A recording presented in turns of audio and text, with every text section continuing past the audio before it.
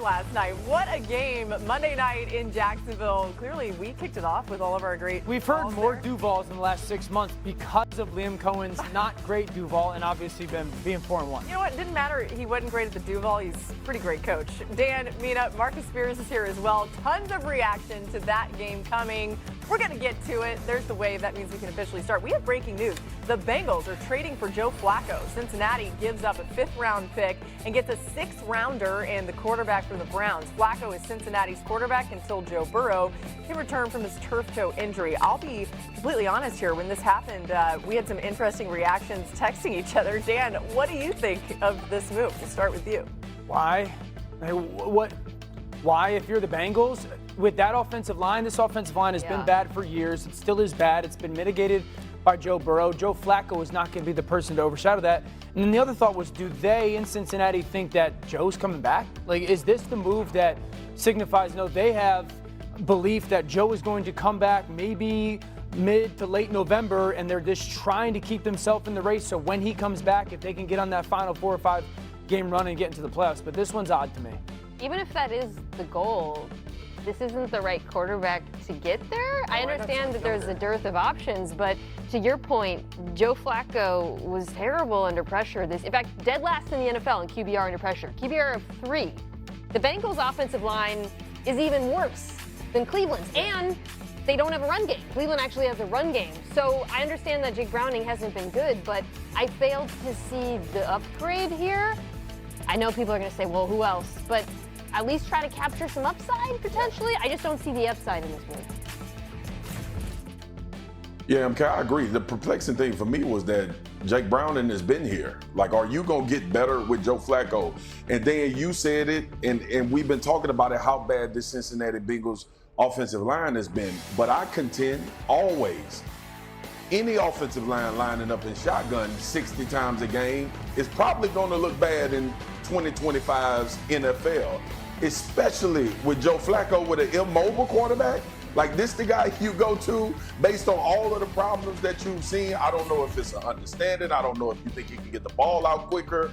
I don't know what this move was about, but the first thing I thought about was, okay, let's bring in a statue to stand behind the offensive line that gets the quarterbacks hit and then get better.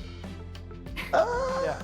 I don't know why. I don't know why it's not a younger, more athletic option. Now, maybe they did in their defense. Maybe they made some calls for a younger player that's maybe a little bit more athletic to try to mitigate it. But this move doesn't feel like it's a upgrade remotely from Jake Browning. I know Jake Browning's turned the football over, but at least he's way more mobile.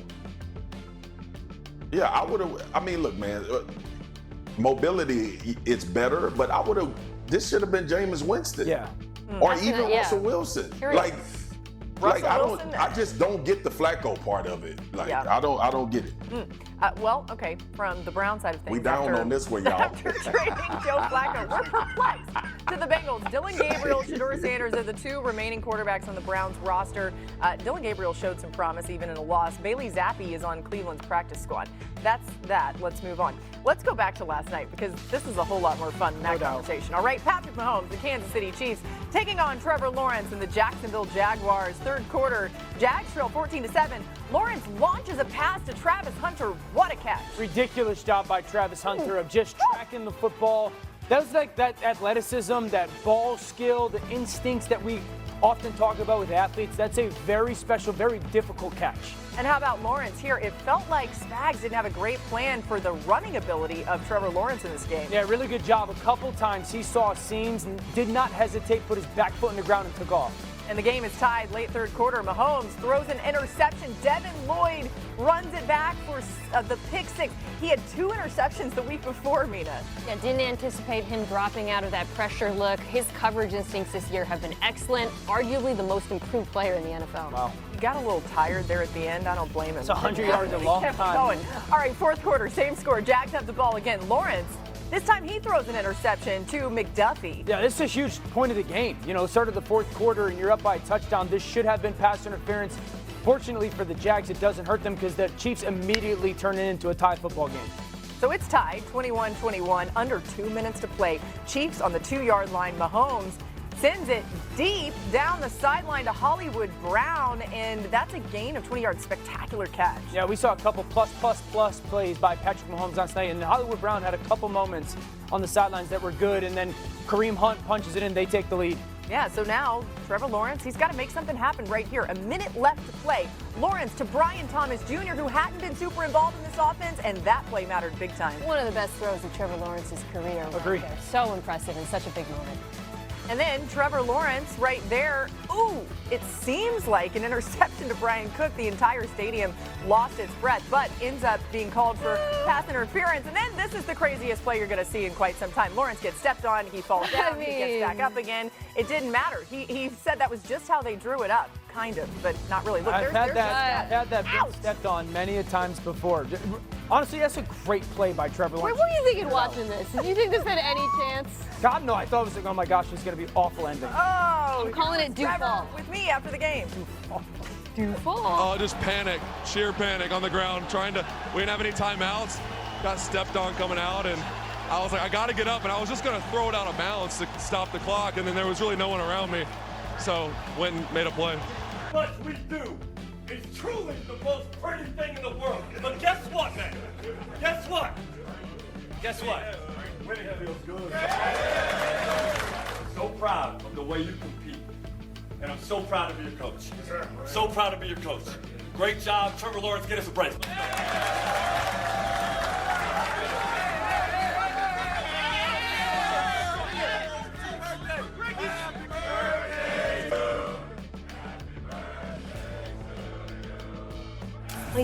Yeah, he turned 26. Trevor said he had a lot of cake waiting for him at home. Super young. It's a good reminder, right? It feels like he's been in the league for a long time, and he has in some ways. But 4-1, the Jaguars off to their best start since 2007. They've been doing their work in the trenches. Jacksonville ranks 3rd in pass blocking, 2nd in run blocking this season, and their +8 turnover differential leads the NFL. Last season, the Jags were -15 in turnover differential, 4th worst in the league. It was interesting, too. They did not have their starting center for a large majority of the game. Robert Hainsey went down, and put their quarterback under center, run the football, have a little play action, a little balance through offense, goes a long way. What did you see from Trevor Lawrence specifically last night? Honest question, when was the last time the Jaguars won a football game because of Trevor Lawrence? Because of his performance. 2023? A while. Yeah. Last night was the first time in a long time. I feel like he played with edge. He played with attitude. He played with confidence and moxie. I go back to that interaction with him and Liam Cohen on the sideline in the Bengals game and what was it and whatnot.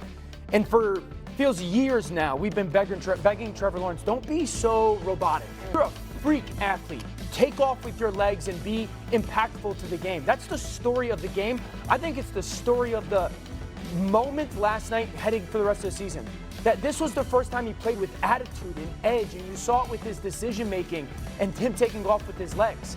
And then that leads to that final drive. Mina says it. This is the throw of his career. I agree. Ball's on the left hatch. You're giving Brian Thomas Jr. all the space now. He sees that safety rotate, the yellow safety. Once he turns his back, that ball's going to BTJ. Now watch him slow play it at the line. You're just trying to slow play, burst. And the burst matters because it gives him an opportunity to save space to the sideline for that throw. Best throw of Trevor Lawrence's career, biggest moment. Now this one's interesting because it's a big completion to get him closer. Travis Hunter goes in motion. No one runs with him. So naturally as a quarterback, you think you're in zone, or they're in zone as a defense. Catches the snap and he sees the safety rotate the middle field. Okay, it's one high. Then he works to his left and in one hitch realizes it's man. Brian Thomas Jr. is getting pinned low. You've got leverage to De'Ami Brown on the outside, and it's another perfect throw.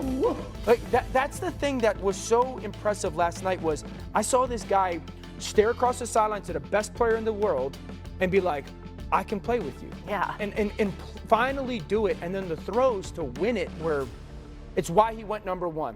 But we haven't seen that version of Trevor Lawrence.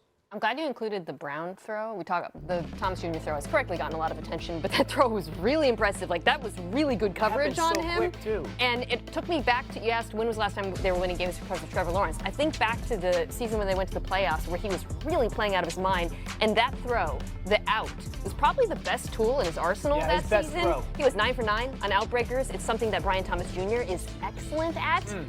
And it was crucial because going into this game, I thought they're going to run the ball well. The Chiefs sold out to stop the run on a lot of occasions and said, Trevor, beat us, throwing outside the numbers, and he did. Yeah. I think that's really encouraging. I'd like to see more downfield targets of Travis Hunter because you saw him rewarded Just for the it. ball skills. The ball skills are unbelievable. Even if the route running's not there, I don't care. His willingness to be a runner. They said he's their best blocking wide receiver, too. I mean, he Travis does is, so yes. much. Yes.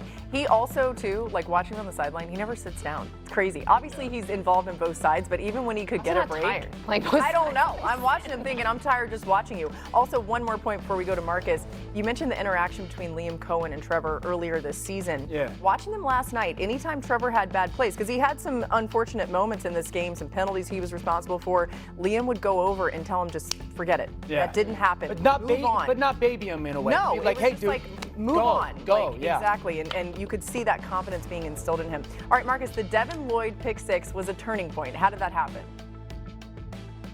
I loved it. It was a simulated pressure. Everybody hugged up into the line of scrimmage. And if you look pre to that, Devin Lloyd was kind of hanging. You didn't know.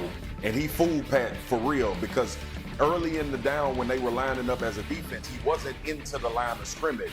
And it's almost like he baited him. And these things don't usually happen to Patrick Mahomes, but it looked so good and they thought they were going to be able to get this quick slant underneath to Juju, but it was just a phenomenal play by the linebacker. He baited Pat Mahomes, which is rare, especially in those type of situations. But ultimately, this dude has been playing out of his mind. There's 2 interceptions last week, understanding where he needed to drop in that hook zone, understanding to get his hands up and try to just be in the way of whatever that quick game was going to be, and it turned into a 99-yard interception. I love the fact that they played games with the Kansas City Chiefs from a defensive standpoint. That is what I always mean when I talk about defenses dictating what offenses do. That is a great example of it. They knew their plan. Devin Lloyd knew where he should have ended up pre-snap, and he got there fast enough to take it to the crib.